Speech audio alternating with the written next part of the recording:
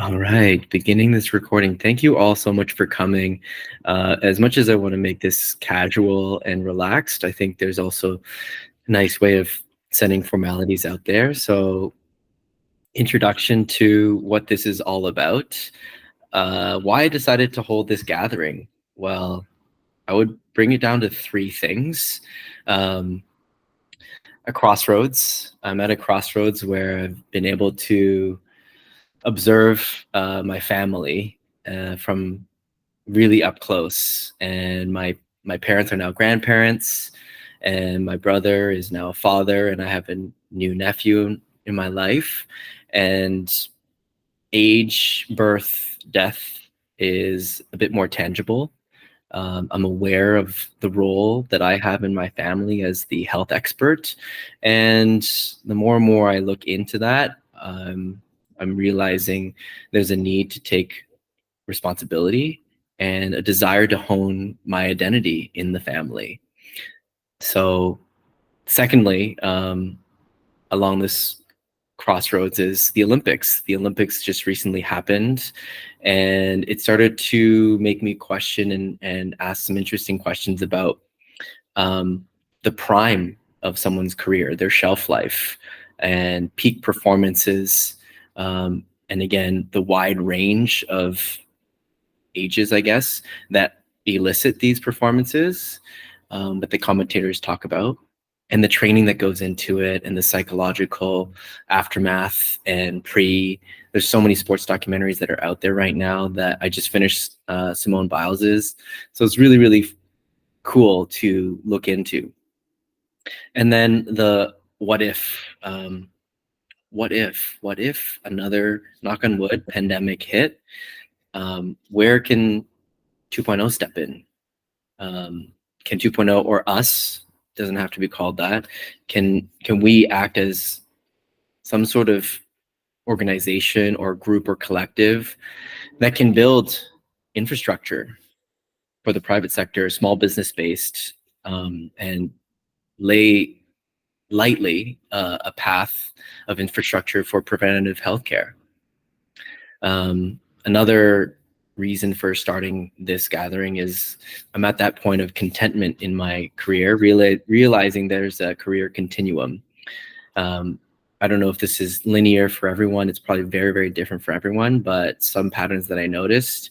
Early level is 0 to 5 years, the need to experiment and explore. Mid-level, 5 to 10 years of expertise. There's a need to prove oneself and create. Established level, anywhere from 10 to 15 years, which I feel the group of us here are. There's a need for building something. There's a need for a legacy. And then the cycle starts again. Perhaps after multiple cycles, you reach a Yoda level, and there's a need to give back. And so I find myself in this comfortable, cushy place of knowing myself and where I stand in the industry at around like the 15 years mark. And I'm rounding and cusping back into the need to experiment and explore. I don't know where you guys are at with that, but we can come back to that. And then the last thing is community. There was a deep desire when I first started 2.0 about maybe more than that, I think, like 10 years now, of fellowship. As an On ambassador, we have this motto: ignite the human spirit through movement. But I wanted to shift that to where we all connect, and instead of igniting, uniting the human spirit through movement. I think that's a really great motto that we all share in common. Along with this fellowship idea and this idea of community, the need to take responsibility, re-acknowledging our role in the industry, and nudging each other, leaders, to invest early. Health is wealth. So 3 things that come to mind when it comes to taking responsibility is the time is now. This gathering is a small win that can lead to eventual big wins down the road, what I was suggesting about infrastructure. And it's up to us, established level professionals that have credibility, honor, we're in it for the right reasons, and respectability for goodness. We it takes one to know one. When we're doing good work, we always like high five each other because we respect each other's work. And the last part that's a prompt that I always come back to is, why us? The better question after that is, why not us? So why not take the responsibility of having a conversation, a dialogue, and sharing our thoughts, ideas about what the future holds and investing early? So that's sort of like my three-pronged approach to why I decided to hold this gathering. It definitely had taken a long time, and I just said, fuck it, let's just do it. And you are all here. And this is an incredible showcase of, I guess, respect, interest, intrigue, and I'm sure you can expand and further on why you showed up here today. Before I introduce this panelist, thank you for listening. I'm going to just start off. I'm going to continue on with words of gratitude, just kind of set the tone to the rest of our talk. So I guess you can say this could be like a little prayer as well, but may we be grateful for all that has come and gone to help us become who we are today, and let those experiences brighten the path for tomorrow. Let us enjoy and savor this time together in this circle of trust and optimism as a way to reconnect, to see, to hear, to understand, to value, to support, and to believe in one another as we continue to walk this uncharted path, united with courage and compassion.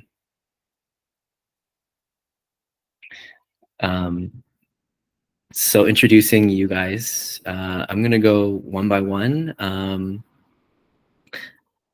Greg is a longtime institution in the world of small business here in Toronto, and he has been a man that I've respected ever since I met him. He walks the talk, and he knows the two sides of running a business to being the ultimate coach. And the third element of that is he just models leadership in such a noble way. So, Greg, maybe you could share a couple of words about your background and and what you have, what you're all about. Yeah, well, thank you for that. That was nice. That was nice to hear. It's been a while, and I think what you mentioned it right at the beginning, just reconnecting. I think when you asked what was it that brought everyone back here, I think everyone in here, we have a different connection at a different point. And now it's felt like over a decade for some of us, but I just it's great to talk about the industry, because I think a lot of us have probably, once we got back to putting our foot on the pedal to get things moving after everything was shut down, sort of forgot about all of these connections that we had within the industry, and just recently have gone around and started to see some of the new gyms that are opening from existing people in the industry. So it's been nice, and then reconnecting with people I haven't seen, whether it's been at weddings or different functions or bumping in the streets. So for me, I think I'm just it's great to have this conversation with other like-minded individuals, and glad to be here for that. Tell us about your your background with Fuel and the work that you're doing right now. Yeah, so Fuel, I mean, now it feels like the boutique group fitness is starting to really take off, starting to fragment now with all the different from when Barry's came into F45 to Orange Theory, the new ones coming up. So Fuel is a small, it's a group, it's personal training led group strength and conditioning classes. And for us, we've always strived on building relationships. In fact, that's part of the core values that we have, is getting to know people when they come in. So we're now in Roncesvalles. We're down 2 locations from when we first started, but it's really been continued passion to keep teaching people how to train properly, and how to enjoy the whole aspect of training. I think a lot of people who come into Fuel, it's their first experience with group training, and they get to experience what it's like to be in a team environment and really have that ultimate, as we call ultimate training experience. Love it. Love it. We'll dive deeper into your world a little bit later, but I'm going to continue introducing and just sharing or asking you guys to share a little bit more about why you came here today. Next up, I see just on my screen, Alyssa. So Alyssa has been on the back end of 2.0 and has helped organize and bring a whole different level of marketing experience and branding experience to us way back when. It seems like a lifetime, doesn't it? I think it was. Yeah, it's crazy. But Alyssa's been sort of like not a coach in the industry, but someone who's had bird's eye view of it and has participated and been able to influence it in a unique way through media, and also newly writing a book about her story. And so how we put out, let's say, fitness, wellness, and health is in so many different ways. So as an entrepreneur, as a solopreneur, you definitely have treaded the waters that we have, and we also see the impact that you have with the amplification of what you love to do and how you do it with the Globe and Mail as a writer columnist. So that's really special. So yeah, so tell us a little bit more about your background, and then also what brought you here today. Yeah, well, thank you. That's a hell of an introduction. Yeah, I mean, when I moved to Toronto from New York like 7 years ago, I came in working as a trainer. And so I was doing that for a while, and then started, I think it was the email newsletter that brought me to you, Julian, which was when I was co-running Well To Do. And then I was with Impact Kitchen running their marketing for 2-ish years. And then when I left, I went back into journalism, which was my first gig. And I do a lot of freelancing, but yeah, I have a health and fitness column in the Globe and Mail. And then I wrote my first book, which is called Secrets of Giants, A Journey to Uncover the True Meaning of Strength. And that came out, it's been almost a year, actually. Came out in September of last year. Oh, good job. Nice. Thank you. And yeah, I mean, same thing as Greg said and you said, it's so nice to reconnect with a lot of faces I remember from doing 2.0 a few years ago. So this is just really lovely. Thank you for organizing this. Oh, of course, my pleasure. Yeah, definitely took, I don't know, just a swift kick in the butt to do it, because I was thinking about it for a while. And it brings me to a conversation with Martin. I've been in contact with Martin since you moved to Australia, and now you're back. Martin's been a good friend and a real pal over the last couple of years.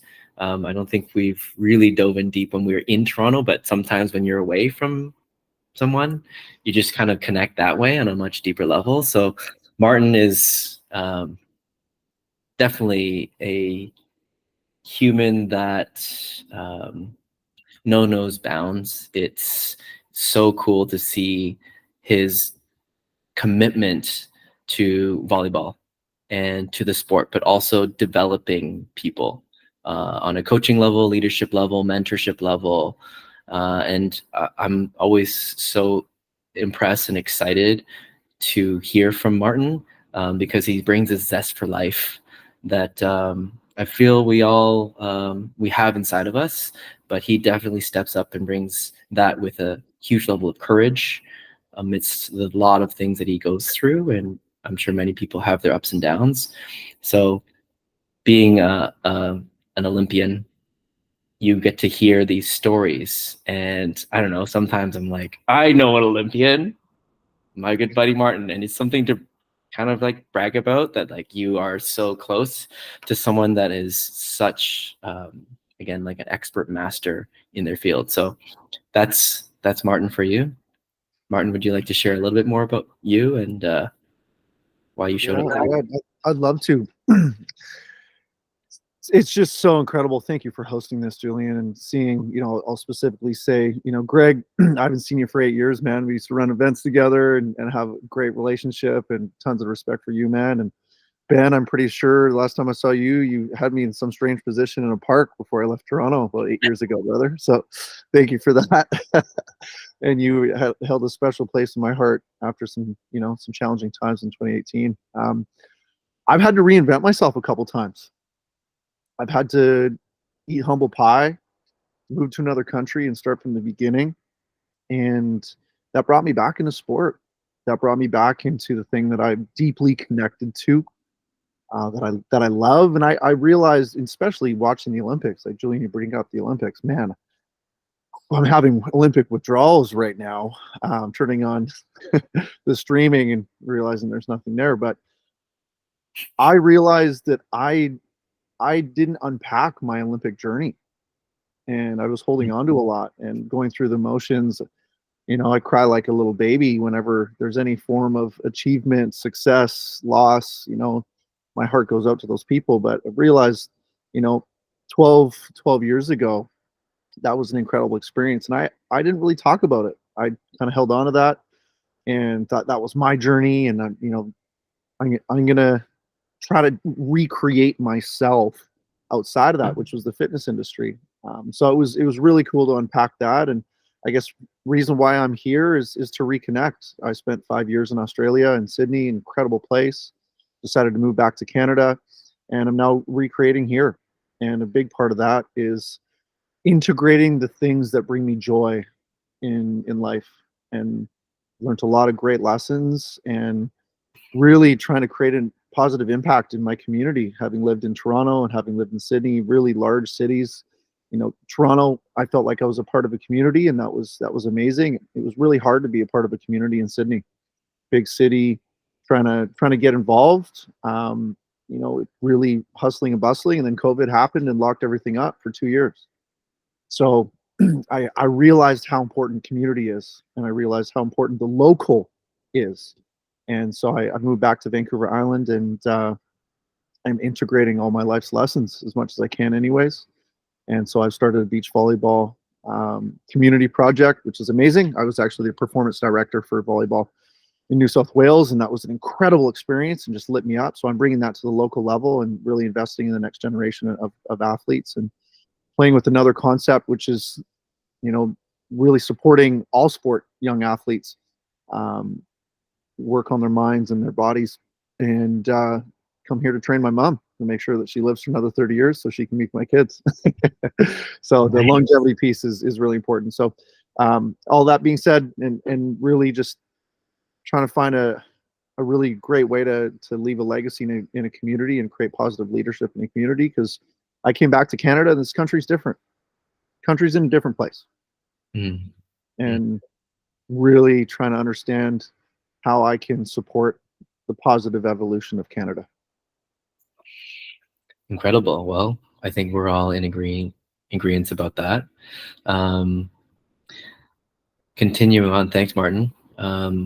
Sarah is, oh my God, we reconnected recently after an othership session. I think you were just chilling outside.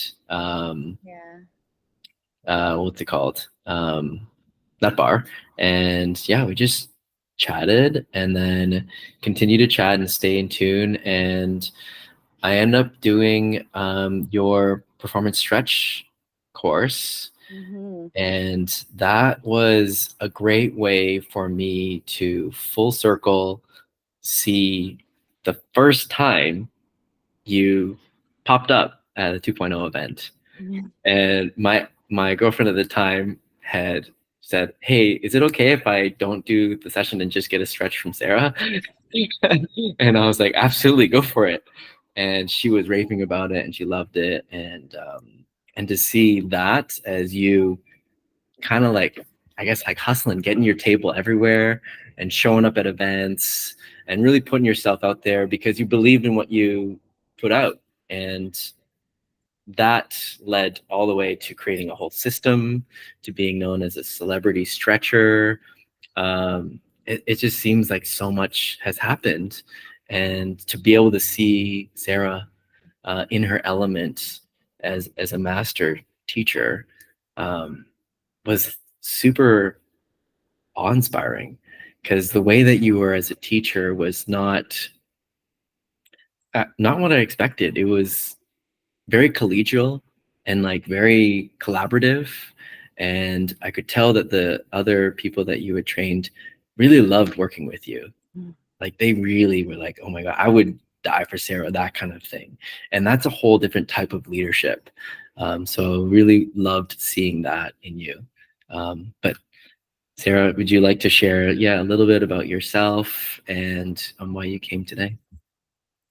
Yeah, well, I mean, I came because of you, Julian. You know, Toronto 2.0, almost 10 years ago, was such a great event to meet. I mean, I feel like I've met all of you at some point. Actually, Suwani, I have not met you. I don't.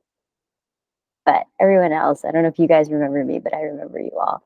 So it's kind of nice to reconnect. It feels like a decade, and we're kind of all over too. I'm a nomad now, so I'm in San Diego now, and I'm also, seeing what's happening in Canada and in Toronto, and seeing, how can I make Canada proud by building this international business as well. So it's been kind of neat, and I have immense Canadian pride. Watching the Olympics is just insane. I also too feel a void in my life now because I don't know what to watch.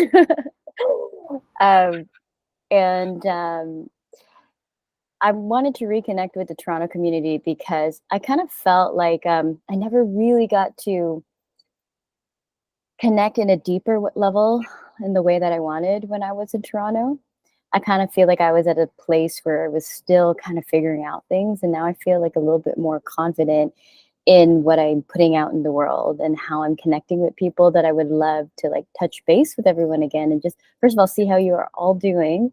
Greg, Fuel, you just like, I love that you're taking the call in Fuel, because the yellow and the black, because I used to be a member and I loved Fuel. And I will come back to Toronto every so often. I mean, that's when I bump into Julian.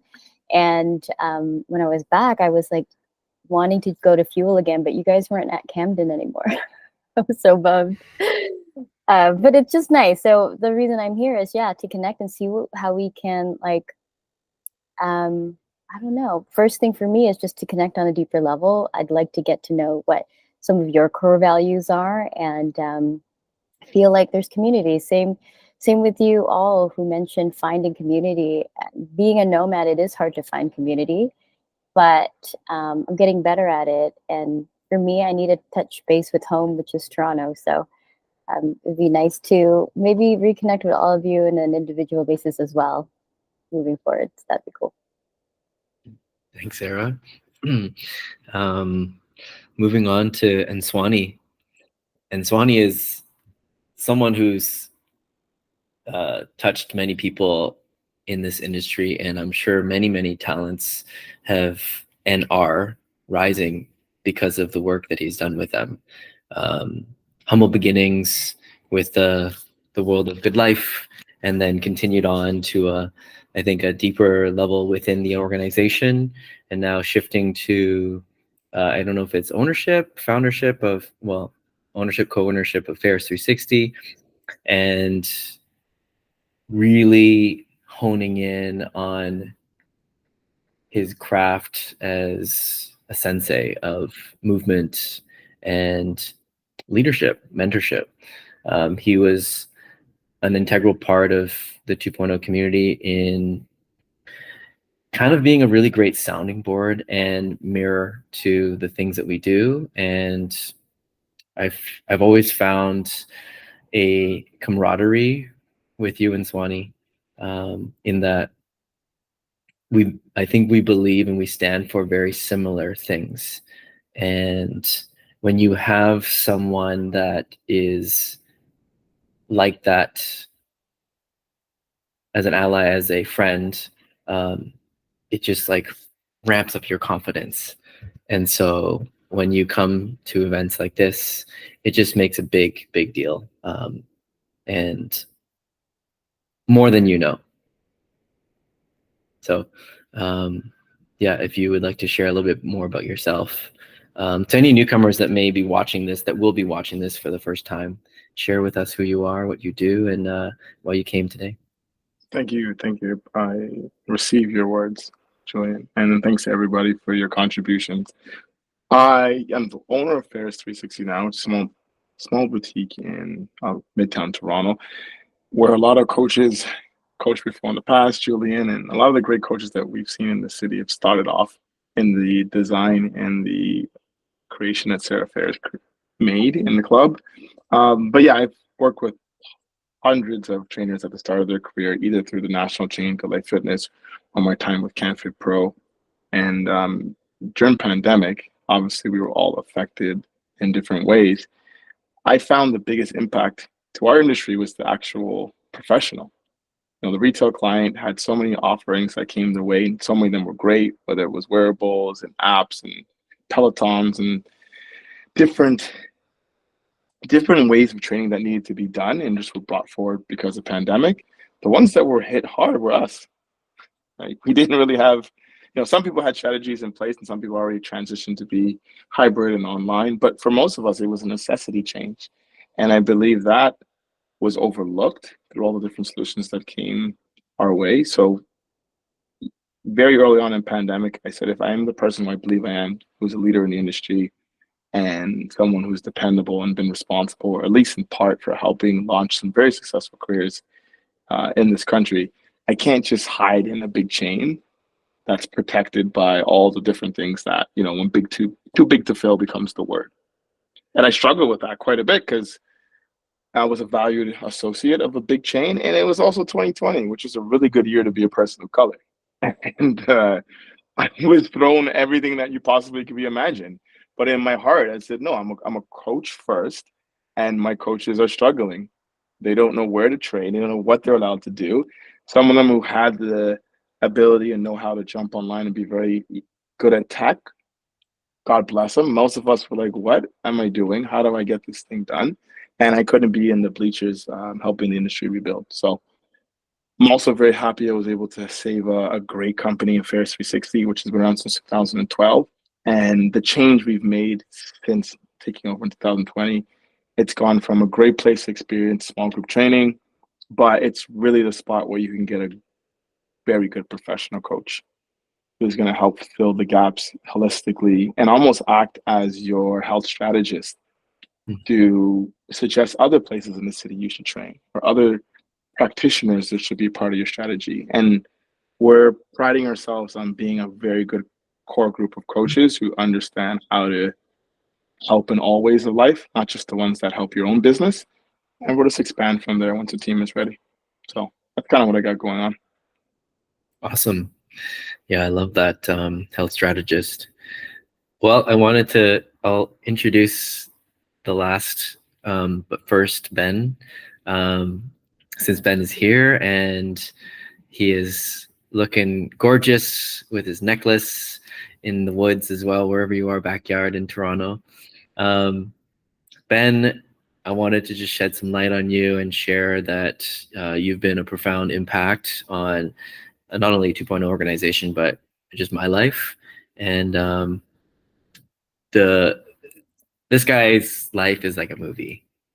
He's worn many hats, and he's newly adopting another hat, which is, I'd love him to share, but the impact that he's had in the industry has been a bit more of like, in the beginning was like forefront, and then behind the scenes. Ben does a lot for a lot of people, and his energy, anytime you hang out with him, it's infectious, it's extremely unique, and it's super uplifting.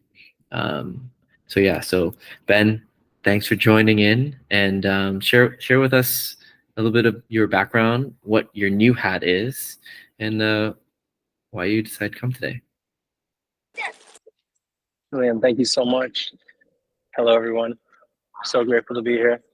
I'm multitasking right now, so I apologize for all my movement, and my children are playing in the splash pad that is right behind Julian's place. So Oh, no way. We're right here. That's on lens. We're right here. So yeah, I got started in the health and wellness industry. That's just kind of how I say it.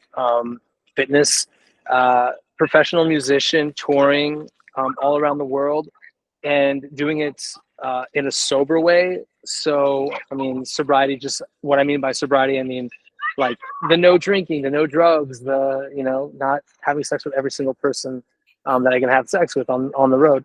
So, and of course there was like numbing out in different ways, and a part of survival, maybe, and maybe even thrival for me personally, was to exercise and take care of myself. And it was also my own introverted time, just kind of to go in and not be around a ton of people. Though naturally being part introvert, extrovert, people were coming up to me and being like, it's halfway through the tour, we're all exhausted, we're done for, and you seem to be thriving. What's going on? And it's obviously based on looks, right? Like I appeared that I had all my shit together, but I really didn't. But at least aesthetically, I looked the part. And so people came up to me and asked me for advice, and I started training them. And then once it became clear that my mental health was in question when I was turning 30 and I had done extensive touring, I decided to take what was plan A, touring, and turn my, and having my plan B, which was training people, exercising with people, and, or helping people on the road, get healthy. I turned that into, I can be in Toronto. I can be with, my son's mom and our partnership at the time, be here and start implementing a new change, which is like, okay, I can train people, I can stay in one place, I can focus on my mental health, I can focus on my emotional well-being. And then one thing led to another. And I feel like I'm just telling a long story, so I apologize. But then I opened up a club, Anchored Social Club. Before I opened up Anchored Social Club, I worked at Good Life in Swanee. See you, bro. And then maybe some other people here too. And then I did my time at Good Life, worked at Primal Movement, met Julian there, fell in love with Julian. Julian had 2.0 going, opened up Anchored Social Club, had 2 children back to back. Their mom became super successful in her career as an actor. And I became a stay-at-home father. I chose to not bank and not make a ton of money and actually be really broke and be very dependent on other people financially, emotionally, which is something that I was very foreign to, asking for support, which then led to finding new ways of being supported, men's groups, co-ed groups, leaning on other people rather than always being the one to have to be leaned on, and focus deeply. So to Sarah's point of going deeper in this context of this community, which is why I showed up. I love the depth at which Julian you show up, and then the people around Julian, which there's a permission in there's a permission. Sorry, I'm turning the water on for my kids. For the splash pad. There's you give people permission to go deeper. So that's partially why I showed up. And I say that because I had to go deeper on my journey of being supported and being humbled to be like, okay, I can't afford my rent in Toronto. I'm not a man. And well, lo and behold, I am. The deeper I go and the more connected I get to myself and to my purpose and to my values, and how I really stay true to those things has gotten me closer to purpose and to be driven by purpose, which brings me to now the point that Julian was alluding to, is that I finished firefighting school. So I completed that. I did all my accreditations for firefighting. So now I'm ready to apply. Thank you so much, everyone. At 45, it was I'm the oldest one in my class, and I gotta say that I was humbled. Again, thank you to the universe for humbling me some more. And I'm just feeling all of you and all the changes that you've been through, and I feel inspired by that. That no one here talked about the same thing and doing the same thing, for a long period of time. And I love that about this community, is that we can be real, we can be authentic with the changes, and come back closer to our core values. So I'll leave it at that. And I'm really grateful to be here. I know I'm not on the panel, but thank you for letting me share some words and be part of this. So thank you, Julian. Thank you all. Had to, man. The story of reinvention. I think that's a really nice shift segue into the first topic that I'd like to all engage with. But thanks, Ben, for being vulnerable and sharing your story. I think it also, you doing that adds permission to all of us to be able to go deeper and share some really needed insights. A lot of times we posture and we put up walls to pretend, but in reality, we definitely are telling a different story. And that is perhaps a protection mechanism, compensation pattern. And those are the things that I think are needed for self-preservation. But knowing when to open up and be vulnerable and finding those communities where you can open up and be that way is where the heart of 2.0 began, was with these conversations that I would have at Camp Pro conferences and start to talk about things that aren't being spoken about, which is times where I'm like heading to the washroom down the hallway and be like, hey man, what do you think about that? Was that guy like for real or not? And then you start talking more, or like, what do you I'm really struggling with this. And you're having these conversations with a group of people in a conference that's all about health, wellness, and fitness innovation, and yet they're not talking about these other things. And so the peer-to-peer connection became really apparent and necessary. And so I think we've gone through a lot and enough to have to reinvent ourselves in multiple ways during pandemic, and then now post-pandemic, and now we're in the wake of it. So I wanted to ask you what you guys are seeing in the industry, the differences between the pre, during, and post-pandemic. And I'm curious to ask Greg, what have you seen and what's been going on with the state of the industry? Yeah, I mean, there's so many things, and I think each person on this panel could probably speak more specifically to their expertise, whether it's stretching, buying a business at that time. I mean, I think to come on current affairs, reading Alyssa's article on cycle syncing, I think that's a real big. There's been a shift in women's health to discuss, these topics that might have been taboo a few years ago, but are very important, and it allows a lot of people who might not have gone to gyms to access that information and feel comfortable discussing it. I mean, Ben, when I feel like that was like 12 years ago through a mutual friend. I think a lot of us have, Jamie Snow, pioneering this movement, and Martin mentioned it, had him in some provocative position in a park somewhere.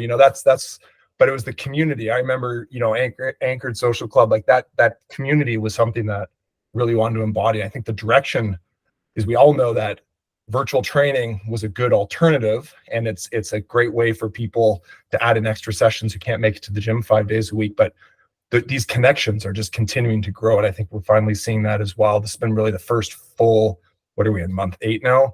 Full 8 months where we've had predictable behavior as far as seasonal trends, people coming back into the gym. And then also, I think the big thing that I find, because I've got an 8 and a 6-year-old, so Ben, I can relate to the multitasking, but is Martin has taken this approach to youth movement. And I think performance training for youth, you cut me off, Julian, when I go too far here, but performance training for youth has, I think in the past, always been like, here's what the 1% of the 1% have done. So you look at a Connor McDavid and be like, here's what he does, so here's what you should do. But Martin's approach of, let's work on foundational movement patterns. You need to improve your skill. You need to enjoy what you're doing. Don't overtrain. Don't specialize early. Like, this is also moving that direction. I feel like, with one, I think, and Swanee can probably speak to this, because he mentioned being able to, I can't remember the term now, I was going to write it down, but Julian, you mentioned it, how you can be a strategist, a health strategist, to what else is out there. And I think all of us know a little bit. We know what our limitations are. So, now with the industry being, as I said before, when I say fragmented, maybe that's not the best way to describe it, but we're becoming more of a real business market where there's so many different choices for people to go to. It's really, there's so many options wherever you are in the city now, which weren't available 10, 15 years ago. So I just think if I were to summarize this, the consumer is the one who wins now, because there's so much selection. And there's so many, it's such an established, the fitness community in Toronto it's always been like a mini Manhattan, but it's so established now that you can find just about anything that's going to be good for you and you also enjoy. Yeah.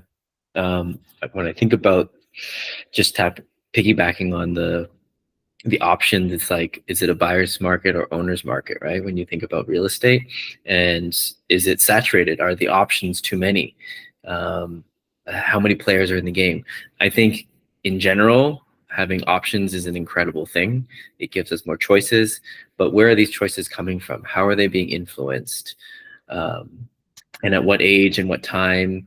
And how are these choices being guided, if they are at all? Are we using books and academia to help inform our decisions, or are we using Dr. Google and Mr. YouTube? You know, there's so many different ways of going down the path, and I'm curious to know how Nswani is taking it upon himself and his crew and paving the path slash providing those options. The health strategist was a predicted career slash position that I had heard about probably 8 years ago, at a Equinox conference. They talked about a sort of gateway person, triage person, quarterback to the management of people's health on a holistic level. And they said that that would be the place that pushes the interdisciplinary clinic. And you're seeing that stuff come up. You're seeing these multimodality places. So anyways, Nswani, what are your thoughts on the industry as it was and as it is now, and piggybacking off of what Greg had said? Yeah, I think Greg nailed it. The consumer is far more educated and therefore understands their options better. I'm having people come in and when I'm sitting across from them, they're saying, I need to strength train. We're going to use a barbell, right? And yeah, don't worry, you'll be okay. And in the past, it was like, this is a barbell. It's not going to hurt you. This is used, like completely different mindset. And we credit, obviously, pandemic, because you need a full shift of mentality, culture, safety to start to look at what we all did for 4 years, which is health. So I'm very thankful for the time period, as tough as it was, because they got us to at least have a central focus. Then we obviously are inundated with information, and a lot of it is good. I reference Peter Attia's Outlive quite a bit. I have my whole team read it, not because there's anything groundbreaking there for us. It just showed us the gap between what we knew and what we were translating to everyday people. And because of those books and because of everything I mentioned, you have people walking in that were very informed. I still don't think we have enough offerings because fitness is so multifaceted. And I believe it doesn't really matter what you do. What matters more is the community you're part of, as Greg mentioned. So communities are as diverse as people. I look at how many coffee shops there are. People are not making decisions based on coffee because the taste in that coffee. Okay, that sounds a little ignorant. There is some decision based on taste, but really, you can have 3 places that make great coffee. It's all different. I feel comfortable here. So we still have a long way to go, especially in Canada, because the barriers to entry for people building and creating businesses are still pretty high compared to some other places in the Western world. But if we're seeing a more informed client who wants to make decisions, then the offerings have to be there to support. Mm-hmm. Yeah, we've definitely done a good job of putting out that information and trialing and testing over our careers as veteran leaders in the industry.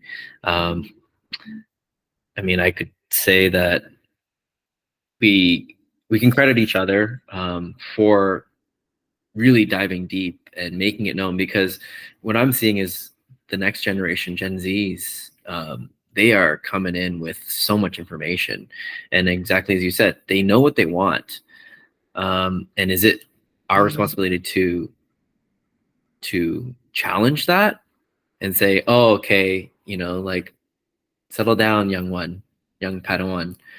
Let me show you the way, or a way, or this person's way. Like, I think there's room for more assessments now, diagnosis, Peter Attia's Outlive is all about, putting out assessments that can get you metrics that give you an idea of where you're at. So that's a very logical approach to it. And then there's also like the psychological, emotional, social profiling, like really understanding the person as a whole human and where they're coming at, where they're going towards, what their intentions are. Wanted to shift towards Martin and ask you about these options that are out there. You're working with youth. They're coming to you because they know that you have a lot of volleyball experience. But as you approach their beginnings and their first steps, are you seeing a lot of pre-packaged, pre-baked in information, or are you having to start from zero with them? Yeah, that's a really interesting conversation. I think what I will say, I'll start with this. I hadn't been in sport for quite some time. I mentored some athletes in Toronto and was a part of the game a little bit. But when I went to Australia, I got pulled back in and started to work with hundreds of athletes and build programs. And I was really faced with some challenging conversations as a result of, we know what, let's say, long-term athlete development is, which is early exposure and later specialization, playing multiple sports for as long as possible. We want to prevent burnout by people focusing too much too early. We want them, as Greg, you rightfully said, they got to love it, right? If you don't love it, you're not going to do it. Where's the intrinsic piece? And I was working with national level organizations, both within my sport and Olympic, and they're going against what that is. They're literally, talent identification process goes into preteens. So we have industry leading organizations that are totally not following the science or doing what we feel is right. And so I was really confronted by that, because these programs are putting money into talent identification in 11-year-olds. Like, it makes absolutely no sense. Like, what are we doing? Where are we thinking about the quality of life of these kids? And I was forced to realize that that's where the culture's at. That's where we're at. So how do we either relook at the entire thing and challenge the status quo and try to create a new narrative around sport or fitness, for that matter? Or do we keep building on top of an already very busy system? We just keep on packing more and more and more onto it. So moving back here to Canada, I'm currently getting my ducks in a row to start to challenge that conversation. Or should we be doing as much as we are? Should we be focusing more on our enjoyment, our mental health, our relationships in our lives?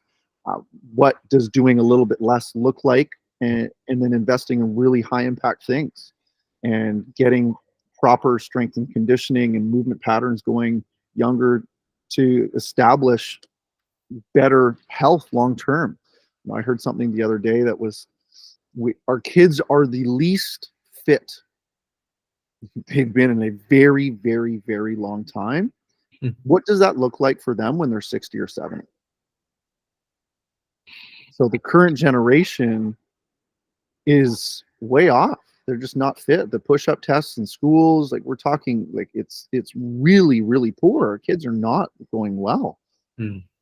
60 years from now, they're going to be way worse than us. And these are the things that we're thinking about. So how can we set things up for them to be a little bit better? But the industry of sport is really perpetuating more and more playing. More playing's the answer, which is really fascinating.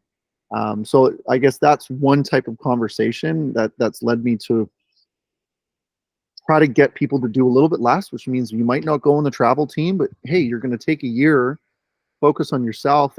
And coaches and people, they understand talent. They understand a great athlete. So yeah, I could go on that for days, you guys. I'll probably pause there. And I'd say the second thing is, how are we supporting the long-term athlete development all the way to 60, 70, 80, which kind of lives into the Peter Attia book. Tendon health is a big conversation now, and we can now we're training that, we're able to access a little bit more of that long-term ability to do things, to absorb impact, and to generate impulses. So maybe I'll end there because now I'm just kind of fizzling out, but I'm happy to have any conversations around that or continue after. Yeah, and Zwani raised the hand. Go ahead. No, that was raising the roof. I love what I was hearing because my son's 9 right now. And it's madness what they're focusing on in sport. Everybody's trying to make a highlight reel for pro teams at age 9. It's wild.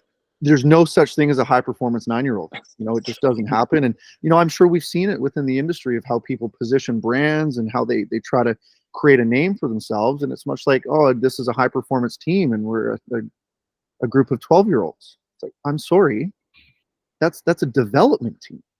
We're not even at performance yet, right? So we like to say it's something and package it up, and then parents or the consumer eats that up because they don't necessarily understand. It sounds like the consumer is quite educated in Toronto, but in the youth space and the parent space, and parents who are working to support the dreams of their kids, they're not making decisions based off of being educated. They're making decisions based off of what that coach is telling them that they need to do next. For sure. And let me clarify, they're inundated with information. They're not necessarily educated. That's what I should have said. It's consumer that's coming to the door. They know a lot about. Oh, there's a lot. Paralysis by analysis, the paradox of choice, the overwhelm, the anxiousness that comes with so many decisions to be made, decision fatigue before you even step through the first decision. There's a lot of that I think our youth and even us are going through in these times. I wanted to shift it to Alyssa and ask about what you're seeing in the post-pandemic phase, and maybe you can add to being a parent as well, and what kind of things are you passing on to them, and what are your fellow parents talking about? Yeah, I mean, my kids, were little enough at the start of this that they didn't really have the impact of having to do virtual school or any of that stuff. And so, to be honest, we were kind of just outdoors as much as humanly possible and probably being more active than we would have been otherwise. But one of the pieces I ended up working on for the Globe and Mail was all about the importance of working out with and in front of your kids. And I think that's particularly huge. And that's something that I do with my kids all the time. We built a garage gym during the pandemic. And so I bring my kids in there and they are either sitting there and watching me, or they're trying to mimic the stuff that I'm doing with like mini versions of it, which is the cutest thing ever. And, I think that becomes more and more important too, because you start to, when you make exercise kind of just a normal part of your everyday versus this thing that like you have to do, I think there's a huge difference in how we speak about it. A lot of people will say, oh, I have to work out today. And when you say that, you kind of create this idea that it is like a punishment, right? Like you're punishing your body with this because you've done something wrong to it, or you like ate something you weren't supposed to eat, which is also another huge thing we try not to talk about in my house. But when the more that you can make it just sort of like, this is a part of our life as a family, this is a part of your life, this is just how we move through things, I think the better off that they'll be. And then, just to kind of the general things that I think I've seen is just, I think for a really long time, we thought, digital everything is the future of the world. And this is where everything is going to go. And everything's going to be better when we can digitize more stuff. And then we got into a place where everything was really digitized. And it was like, oh, wait, this actually sucks. And now I want to start going back and talking to people and being in person with people. A friend of mine wrote a wonderful book about this called The Future of Analog. And he talks about this exactly, which is we were sold this idea that, being able to do more things virtually was a utopia. But as it turns out, we actually just prefer human connection, which is pretty rad. Wow. I'm going to have to read that book. Lifestyle modeling seems like an area that we could dive into when it comes to influencing or putting an impression on a younger generation. It's like actions speak louder than words. if you model it, if you include them in it and just show them the way as opposed to tell them, that seems like a much more effective way of doing things. I also picked up on identity and knowing that the book Atomic Habits, James Clear, has been quite influential in the fitness wellness world over the last, 4 years. And he speaks about identity-based behaviors. So when you are able to showcase, who you are and the things that you do, it always comes back to your identity. Who are you at the end of the day? And what are the things that you love to do? And to showcase that through movement is, again, lifestyle modeling. So I'm sure every parent has their own tactics and own ways of negotiating with their significant other on how to parent and lead their kids into the future. But frankly, a lot of clients that we deal with are like kids too. And I think that that's something that we have to work with and be patient with. And so segueing to Sarah, how has it been for you shifting from working with clients one-on-one and then the vast type of clientele that you see? It'd be cool to hear what it's like to stretch a celebrity, to then managing your own team and then creating a system and then going from there. So like, how is your shift in the professional world come through pre, during, post pandemic? Yeah, it was really interesting. There were so many kind of waves and trends we saw that came and went and that we went through and are seeing now. A lot of it was timing. I was really grateful to have taken advantage of Instagram when I did. And because of that, that really helped me go into that shift of wanting to work with a specific type of group and then slowly moving away from one-on-one work. I knew I wanted to create something bigger, and I knew in order to do that, I had to create like a very visible brand. So Instagram was the ticket. During the pandemic was interesting because we had just launched my performance stretch. Oh, Sarah, cut out.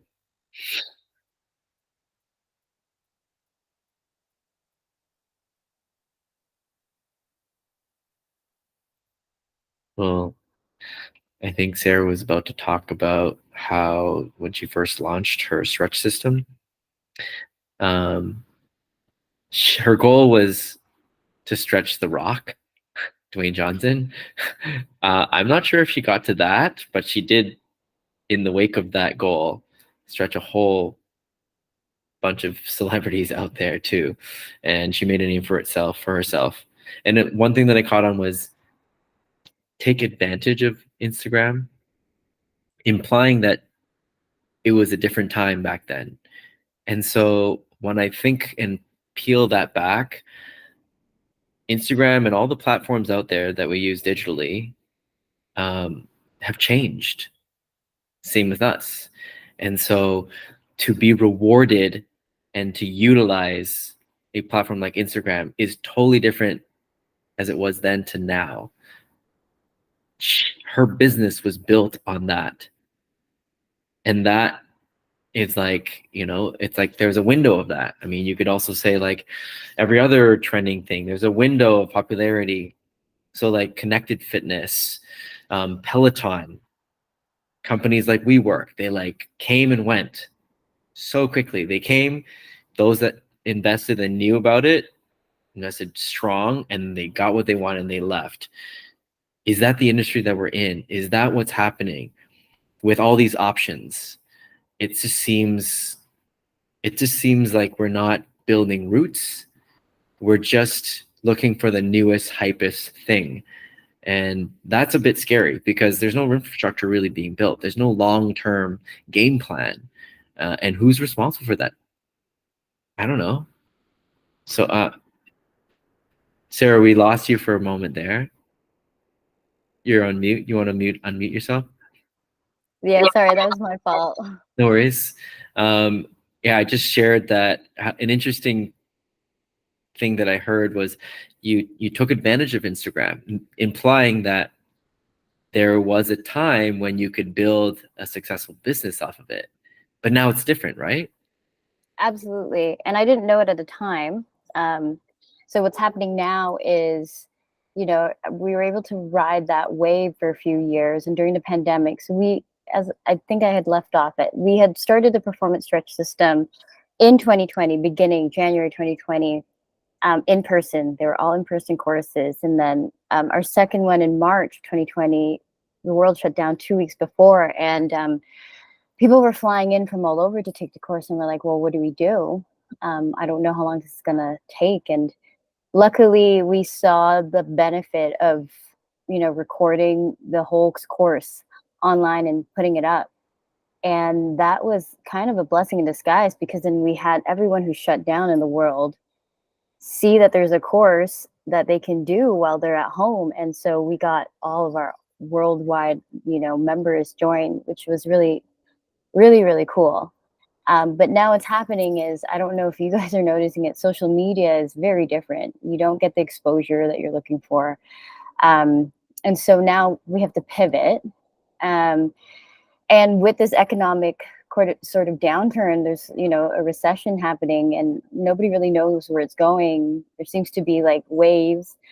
It's definitely getting harder to get the word out. And as, was it Greg was saying, or Greg, you were saying, oh yeah, there's just so many choices. There's so many options. So, when I started, maybe we were one of, 3 or 4 assisted stretch therapy out there. And now there's a million stretch labs out there that are coming up with their own modalities. And then other people are sort of following suit, sort of doing the same thing I'm doing on social media.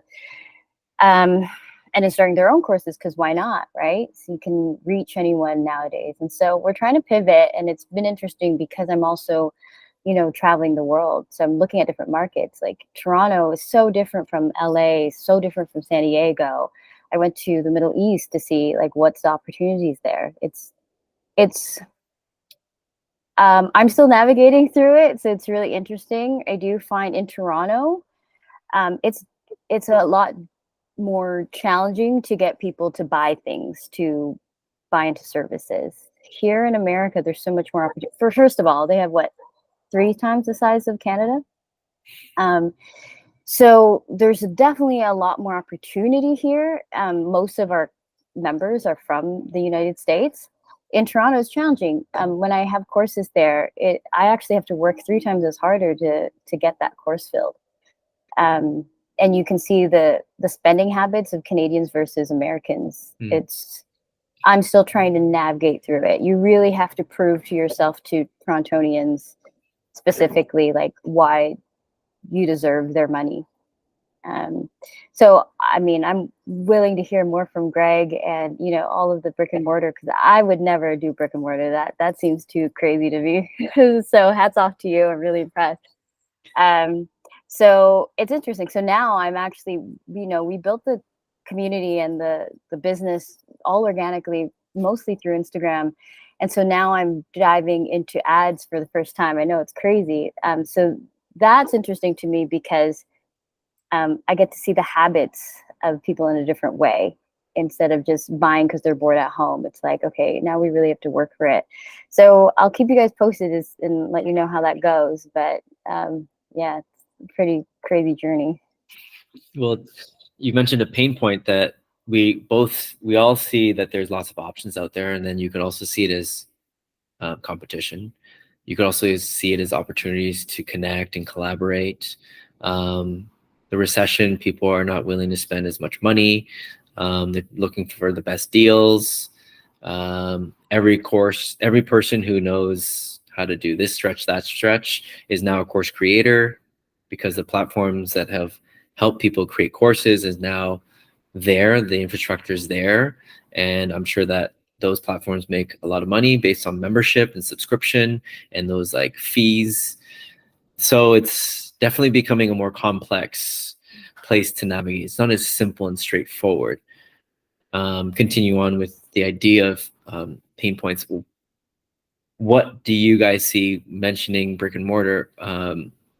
Has it been very challenging? What's it been like to own a place and then having to, go through the ups and downs of that? Greg and Swanee, could I hear you guys out? Either or. Greg, do you want to talk? Greg, you want to go first? Yeah, I mean, I knock on wood, I feel like the toughest times have sort of behind us in that regard. You had to reinvent yourself.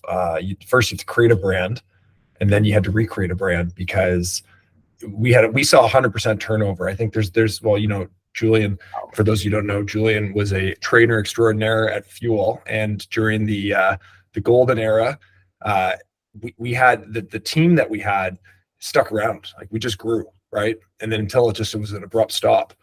And then we've had 100% turnover since then. And not just, it's been but we've got a great team. And that's always been, I think, part of our roots is because we put so much weight in building relationships.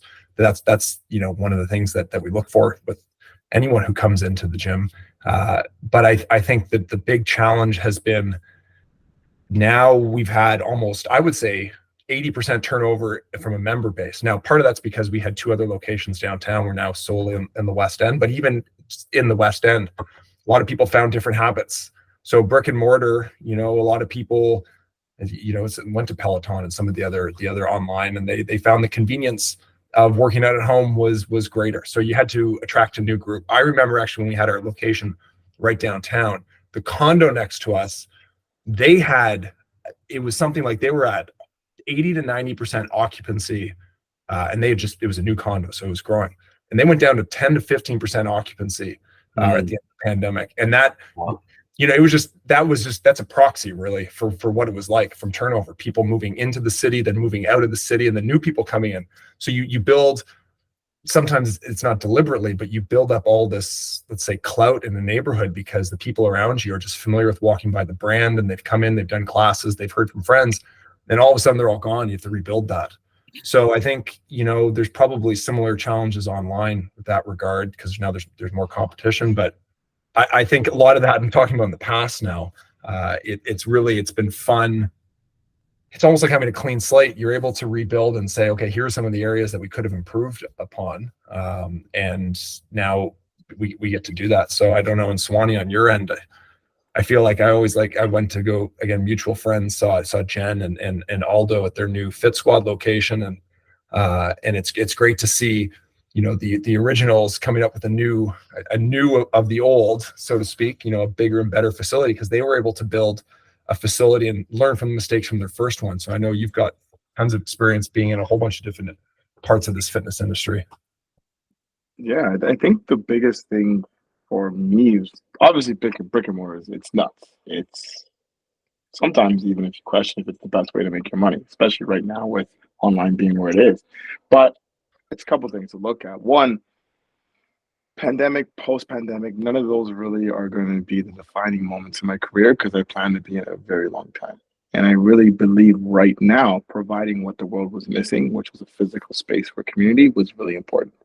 I sat down with coaches who were completely online, and I looked at my business from a standpoint of what can I make, and very appealing. And even one day I want to be more online, but right now my responsibility to society and to the community is having a space where coaches can come and service 6 to 8 clients and do a virtual in the back and do program writing in between their classes or in between their sessions, and get a coffee and chat with other people, because that was, in my opinion, the biggest impact of the pandemic.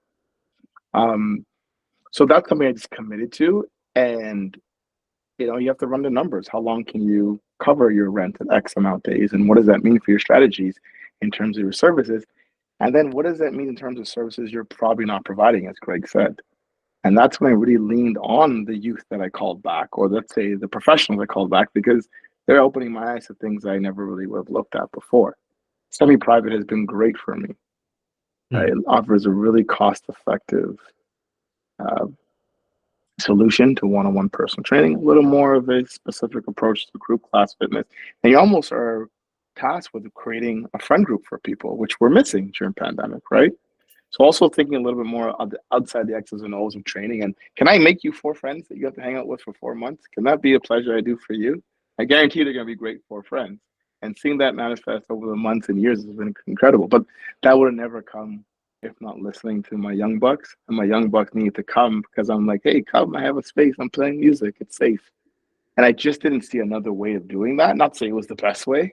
My wife and my accountant would probably be like, you're stupid. You should have been online this whole time. But I know what the next 5, 10, 15, 20 years is gonna mean for myself specifically in this industry. And it was the role and the position that needed to be done. They needed the space to call their own. But with that being said, it is going to get tougher. I think we're going to lose more gyms as the consumer becomes a little more discerned and the cost of everything goes up. So it's about what you offer outside of just the X's and O's. Great communities, safe spaces, connection. All those things are going to be what's really what the gym was about, what it should be, right? Yeah, I think you listening in, hearing, seeing, and being involved in your community and the young ones, I guess, are extremely valuable feedback. I mean, that's going to dictate your business if you want to stay in the game, because there's only so much we can do and share in terms of almost antiquated ways of doing things. We have to be adaptable and listen in and hear their needs. And I think it's brilliant to offer let's create your friend group for you. And you'll know naturally that these are your people when you come to the community. It's you being a filter to, again, people's social life and how they spend their time and energy, and they want to be there. So I think that's a really, really strong point into solutions for small businesses or just business in general in the fitness, health, and wellness field. Does anyone else have any things that they're seeing that are gaps that we're kind of missing?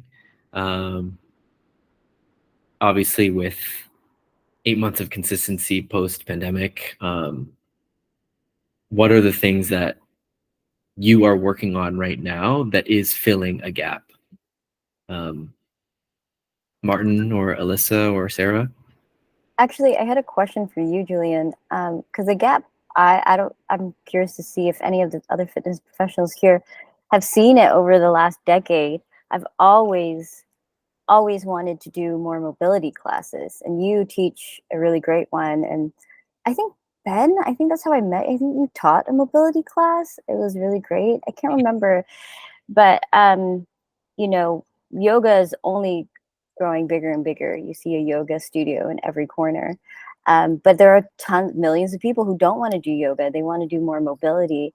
And I still see it as a gap. And so I'm curious, Julian, I pose it to you, as someone who teaches a consistent mobility class and your classes are always full, can you see a way to sort of create more mobility classes worldwide, more universal, some sort of yoga maybe, where people can freely go to a mobility class and do dynamic movement? Because I wanted to put something together, but I haven't, that would be the next phase of growing the performance stretch company, is creating a mobility class that, I certify teachers in, and then they teach it in all the different gyms and studios. Yeah, we're in an interesting shift. It's not, especially with what's in demand. We're in a society that wants less looking good, but more so feeling good. We're in a feel good industry now. And also performance. There's less focus on performance and being the best. There's less Nike, and there's more feeling. And so mobility, and we'll speak about Healthspan and quality of life. I'm noticing that a lot of people, and it's the ratio, how much of people are coming for the education, for the learning, for the knowledge, the expertise, and how much are people coming for the community, to be amongst like-minded people and to feel better in their bodies. I think that's a really big shift. And then there's also the DIY part of it versus having it done for you. I think a lot of people want agency over their health, and they want to take ownership, and they want to know. That's why there's so many great YouTube and social media providers that are putting out great information. It's the information that has given people the agency, the autonomy to experiment on themselves because they want to feel better.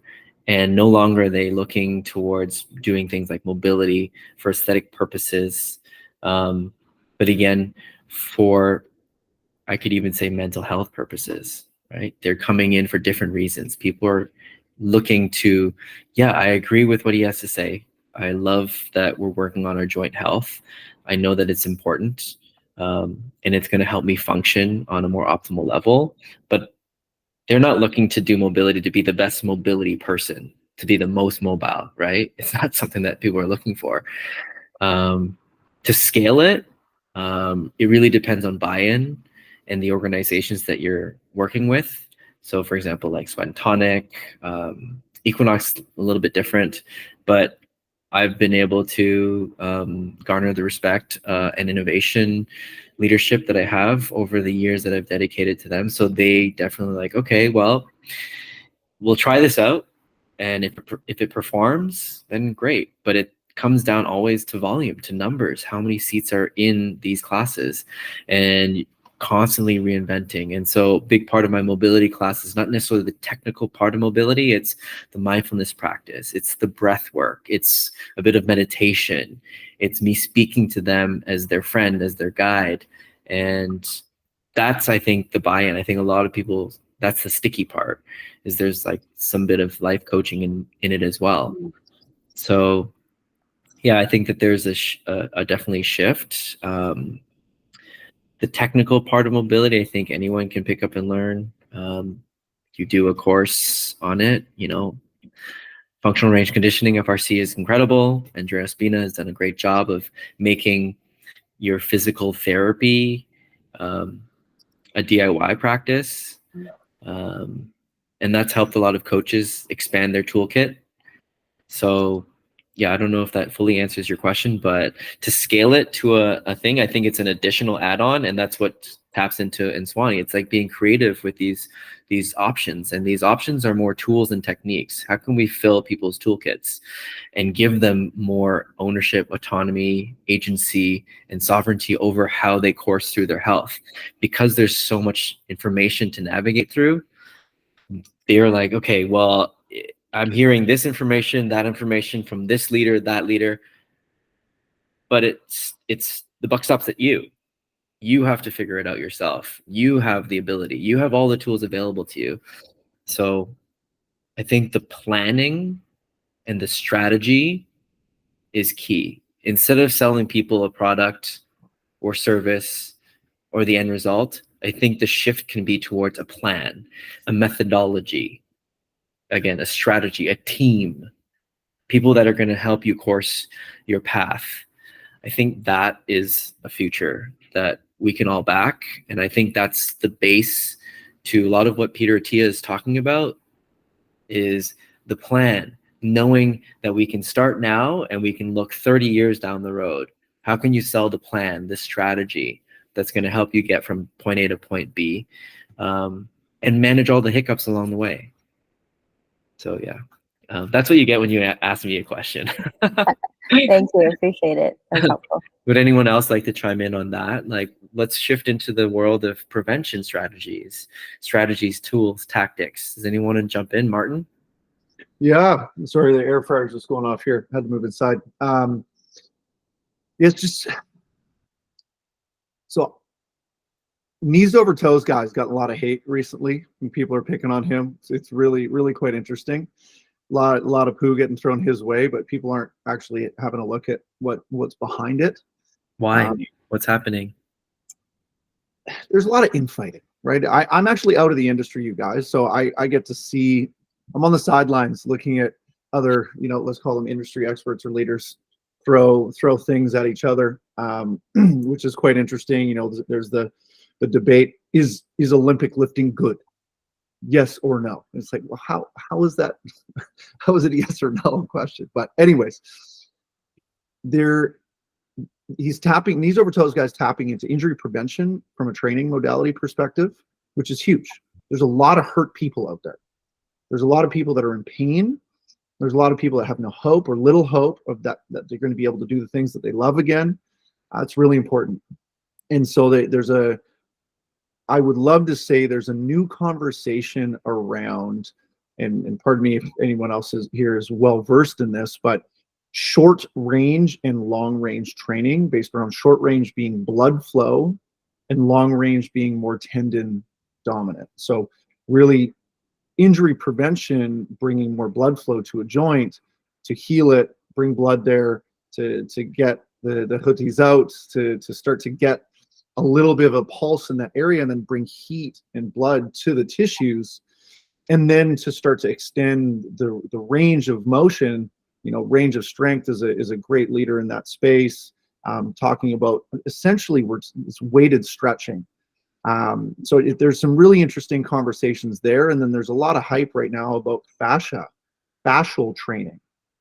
So really interesting, understanding the foot, understanding the ankle, and then moving into metrics. We spoke about Dr. Peter Attia and what he's talking about there. I actually think there's some really interesting conversations around rate of force development and plyometrics for the general person. Although performance may not be interesting for them, you can get a lot of information around someone's ability to jump and land, absorb force, generate force, and where to work on their weaknesses for imbalances left and right foot. So yeah, it's some performance testing is a really interesting conversation, and how training the ability to generate an impulse, which would be more muscular driven, or receive an impulse, which is more of that plyometric or contact injury or falling.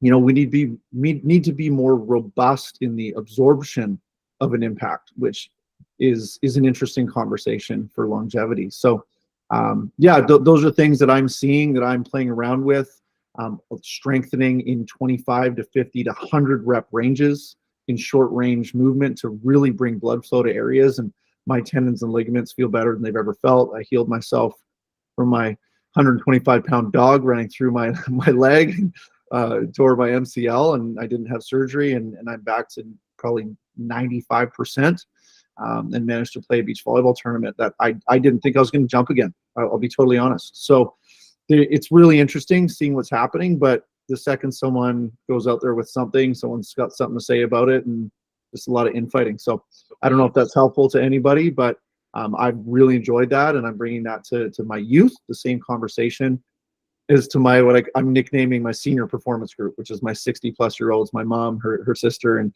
some older individuals. I'm approaching youth development in the same way as I'm approaching seniors, which is fascinating.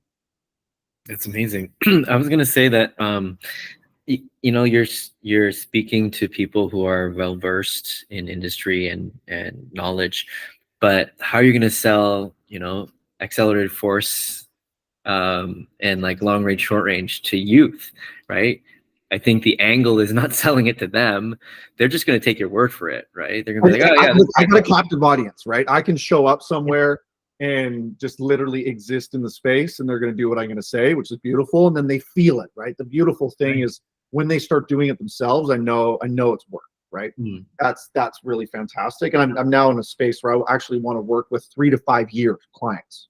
Like I want to take a 14-year-old and change their life. That's my new vision, new trajectory, to have a longer term client. Well, hey, I'm here, you're in high school. This is where we are.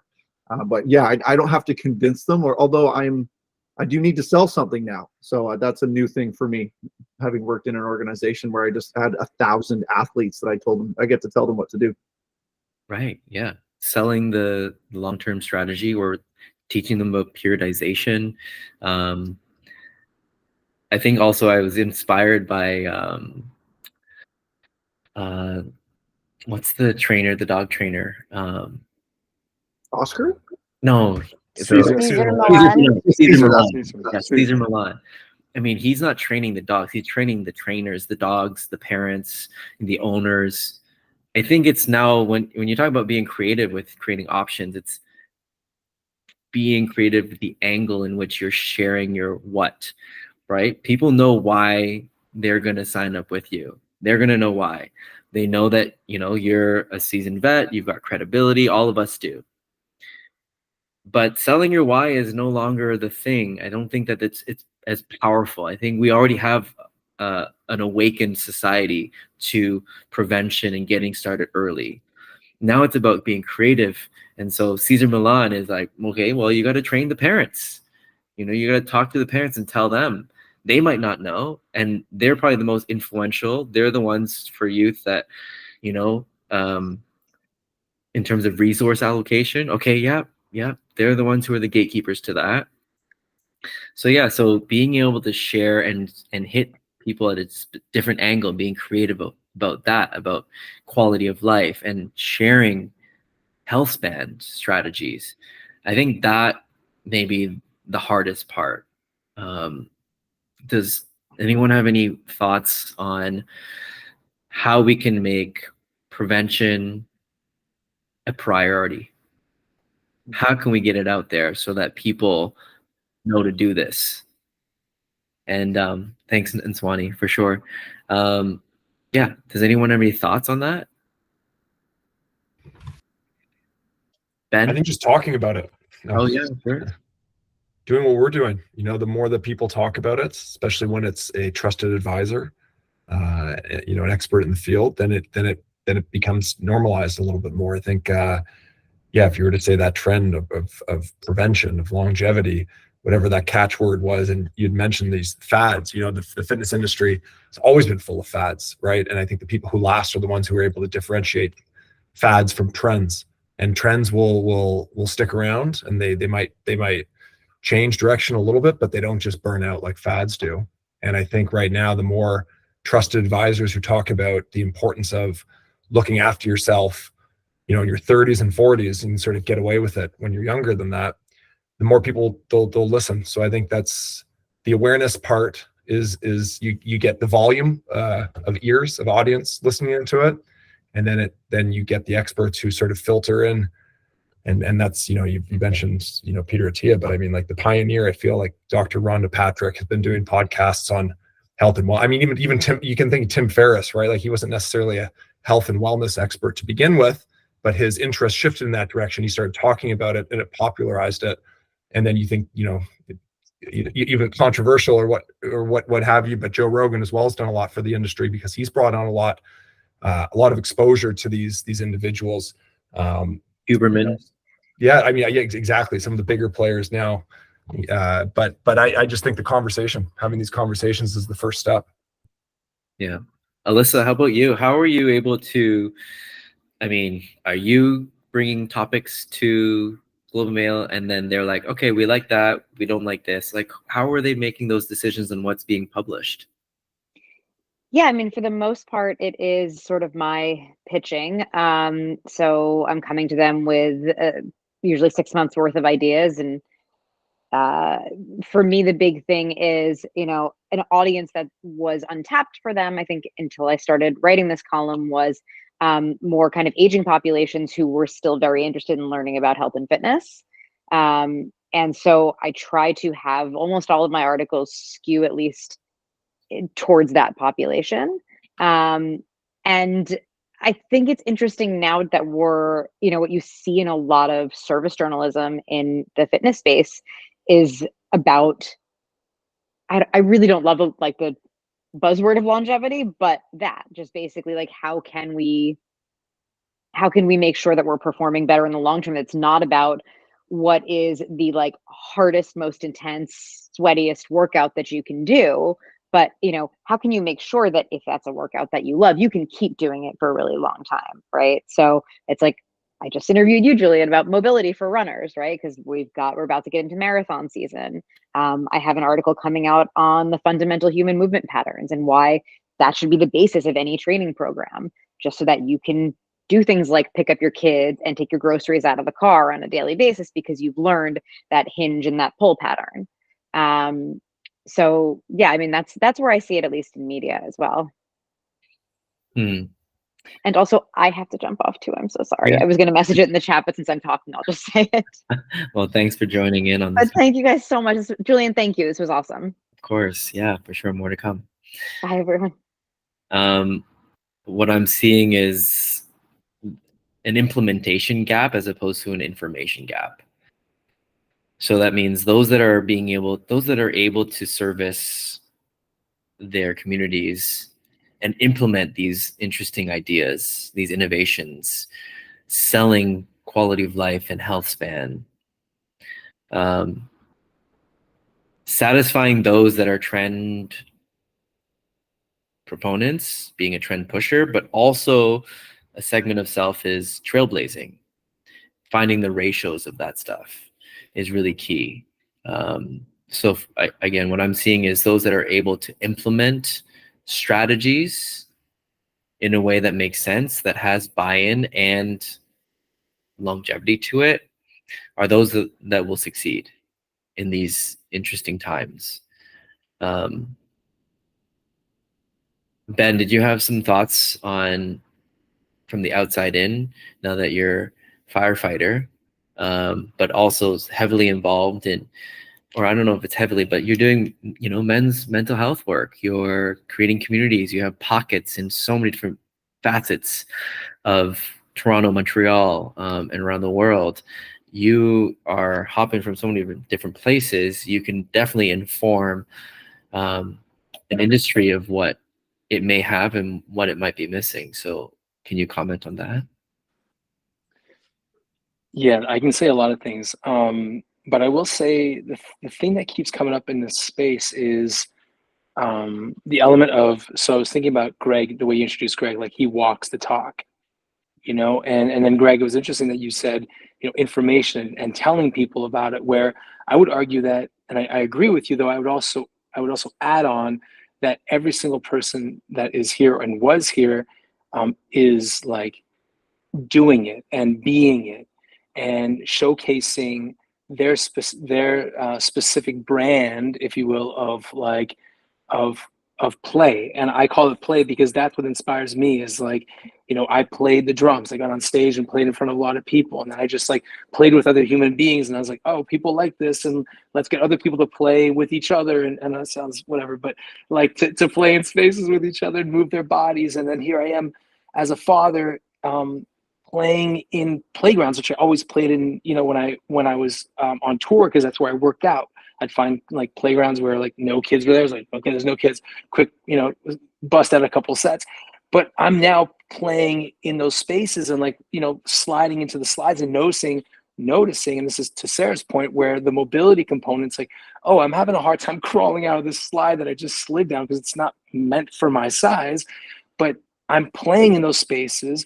My sons are getting inspired. So again, the conversation around, what Martin said, the youth being at their worst and than ever. And it's like, because I'm in the park playing with my sons, we're playing tag, other kids come and join us. And I start noticing, okay, like these kids haven't played tag before because they're struggling through it, but then other parents come and join in. So that was kind of like the biggest thing that I wanted to bring forward, was the element of like, everyone here is doing it, and everyone here has their brand of play, what inspires them to be, Greg, I used to see you doing all these incredible movement, actually the same as you, Julian, like incredible movement pieces online and through Instagram when I was on Instagram. And that was inspiring. It's like, I can't do that, but that's their brand of it. And that's super cool that I know them.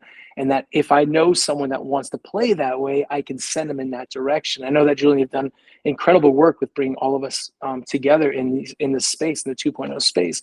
So that's the thing that I'm really calling in, is more play, more play. And as a result of playing, we now experience what it is that we need. Oh, I need more flexibility or whatever, like strength training. I can't pull myself up this thing. So yeah, that's kind of the biggest piece. And I guess like my biggest inspiration is I say this, I want to keep up with my kids, like, and at the same time, I want them to be like, yo, dad's fast. Like I gotta push, because I gotta catch him at tags, quite simply, or specifically in that one space. So yeah, play. Play is a great word to help rally around. There's a lot to be had with play. How we play the game. Sometimes to give myself grace, I step back And I realize oftentimes that I can get very sucked into the passion and the purpose and putting everything on my shoulders, knowing it's a legacy, that there's a responsibility here. That's just the character that I like. I like that that narrative, the hero's journey. But then I also realize to sometimes space away from that is to know that this is a game as well, and to play it right will gain whatever benefits you're looking for, whatever fruits of labor you're looking for. Those are some of the things that I have as coping mechanisms to help me. This is also like this gathering is an excuse to hang out with you guys and to join like minds and just be like, hey, well, let's talk shop. Part of me is the professional side that wants to know exactly what's happening in your world. Then there's another personal side that's like, yeah, I just freaking like hanging out and doing stuff like this. You could say a lot of the things that we do is an excuse to just connect and just to be seen, heard, valued, to contribute. It seems so simple, but that's somehow oddly enough what humans need to do. They need to we need to pretend that there's something important to talk about, and then we're going to talk about that thing. That's not the end all and be all. This is the connection. And I think in Swanee had it right, is building that community. I think that again is, and always has been, the core value of what 2.0 is all about. Whether we are connected day to day, week to week, month to month, biannually, who knows? But knowing that there's a connection there and that there's the opportunity, like, hey, you know what? I'm flying out to BC. Who can I reach out to? Obviously, Martin. You know, I'm going to be a nomad and nomad it out with Sarah in San Francisco, San Diego, somewhere in Cali. That's another really cool opportunity. Does anyone? I would love for you guys to just kind of close it out and share like a word or closing thoughts. There's so many things that we could have talked about that I'm sure we just sort of like meandered through. But again, the point of this was like open dialogue. So I'd love to share something. It's a bit off piste from this, but no worries. Before I left Australia, something I really wanted to do for 3 years since I heard about it was a rites of passage leadership training. And it's something that I love working with youth. I just absolutely love it. And so I went and did this rites of passage leadership training in North New South Wales with the Rites of Passage Institute with a world leader in the space. Unbelievable guy, Dr. Arna Obenstein, unbelievable human. And it was such a powerful experience. And the process of the rite of passage, which is something that I want to bring to life here in my community, share more on, is separation to create something special. So although we haven't stepped out of our lives, we've kind of separated here. There's a challenge. So each one of us sharing a little bit, that might have been a tiny little one, but also we have to overcome challenge. But on the other side of that is sharing vision and recreating vision once you've overcome the challenge. And the fourth, which is what I want to close on, is honoring, is being honored by your community and honoring people actively in your community to then embody and be brought into the community as a changed person. And when I heard that, and then when I had to sit there and be honored by a group of people that I didn't know for 3 minutes, it was one of the most uncomfortable pieces of my life. Because we don't know how to sit with being honored. And we've kind of lost the honoring. And so I just want to share it. I honor all of you for your time and just thank you very much for connecting and also challenge you to, like, you know, we're all in positions of influence. We're all leaders in our community. How are we actively honoring the people in our community and actually recognizing them as people? And I struggled to do that in Toronto, fast city, right? On to the next. And I certainly was not as evolved as I was or in Toronto as I am now. But yeah, honoring is a really important piece, and it's a big part about building communities, honoring. So thanks, Julian, for putting this together. Thank you. Yeah, for sure. So much to unpack on that one. But Sarah, did you want to share some closing words? Well, first of all, it was so nice to reconnect with everyone and see all your faces. I don't know. I guess it's more like, how can we stay in contact with each other in a meaningful way? I'd love to get together when I'm back in Toronto next year. Even just to go for othership or something, or just go for a walk. But it was nice to just sort of get everyone's perspective from where they're at and in their businesses or at certain points in their career. And also, I just like hearing how people's viewpoints on like Toronto, like what the industry looks like there, and going to Australia and coming back and what that looked like.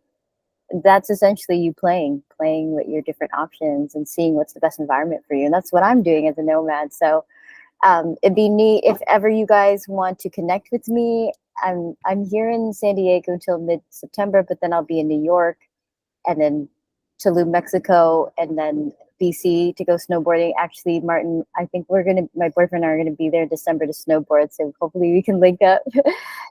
We want to go to Asia. So if anybody wants to just join travels or just talk or shoot the shit, I'm around. Yeah. Greg? I feel like, at the beginning, as Martin said, it's been 8 years, and I just I had to almost take a mental look at a calendar to realize how it hasn't felt like that. I feel like that's one of the benefits of social media, is being able to connect remotely. And but Julian, bringing everyone together, you are a connector, and I think that's just a greater, like, anyone who's been in the industry now as long as we all have been, we sort of are drawn to each other, and it's been great hearing stories firsthand, and just as we said a number of times now, reconnecting. So thanks for putting this together, Julian. I'd love to do this, get a series together. Yeah, for sure. I think to wrap up, obviously we could continue talking about longevity and Healthspan and what the future holds. My, I guess, predictions on what our focal points could be for success in this industry right now in Toronto specifically are kind of picking back on the idea of honoring the rites of passage. I think there's so much information on what to do, and I think those that are implementing the how factor are onto something. But preserving the classics, preserving traditions that have stood the test of time, and honoring those things like rituals through respect, mutual respect, and just saying it out loud, that kind of stuff. Routines, strategies, formulas, passed down recipes, methodologies, plans, traditions, formalities. Like, these are all things that have a tone to it that's not just a one person. It's a community of people that have decided this is the code of conduct, or this is the way that we think we should do things. Honing in on that, I think, is something to rally around. The antithesis / the equalizer to productivity and continual progress is play. Thanks, Ben, for sharing that.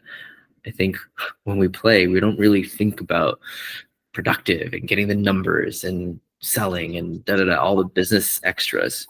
I think we go beyond that, and we tap into a deeper human spirit connection to that. So yeah, I feel like there's a lot of opportunities in the future for what this kind of conversation can be, having it done beyond the call to arms, Autobots assemble. Like, It doesn't have to be so formal like this. I think just the one-on-one connections, the quick calls. I've been having, like routine calls with friends from 8:30 to my 9:30 time. That time is TV time. It's like down regulating time. But when I have calls with people, it makes it so much better. It fills that weird gap that I don't know really what to do with myself sometimes, being single right now. So I've noticed that. But yeah, I think also asking the question to each other, like, hey, what's going on in your world, and how can I support you? I think that right now for me here, creating this conversation of reconnection, was one way to say that, hey, I'm here, guys, and I have bandwidth. I'm making it a priority to have bandwidth to show up in any which way. So this is an example of me wanting to extend that level of care for each other. And if we can continue doing that and somehow share it, it sets an example for the youngins, for the next generation, for other peers in the industry, that there's something like this out there. I think that in itself speaks volumes. So I ended off with that. But yeah, thank you all again so much for coming. I'm really grateful for you all. And until the next one, we'll have conversations later on offline about how we can make this perhaps a series, bring other people to the table. But yeah, I think this is the spark that can help you in your own communities. What I thought was, how can you guys have a 2.0 style facilitated conversation amongst your inner network of people, your community? Like performance stretch. Sarah, how can you bring all the stretch people together in the world and have conversations like this? Greg, small businesses, hybrid businesses, where can those conversations go? And Martin, with you and ex-Olympians, what kind of programs are they going to be putting forward? And how can you have a conversation with that segment of person, of practitioner, professional? And Ben, those that have transitioned in and out of industry, what's it been like? I think there's power in group and vulnerability. So yeah, those are some ideas. But thanks for staying extra. And I hope you guys have a great rest of week. I hope this inspires and gets the juices going, the mojo going. All right. Thank you, Julian. Appreciate you. Thank you Bye, so much. everybody. Right on. Thanks, Yeah. Julian. All the Awesome to best. see you, Sarah. I didn't see you earlier because the sun was on my screen, but lovely to see you. Good Bye, to see everyone. Have a you. good night. Okay. Thanks, Sarah. Bye. Good night, guys.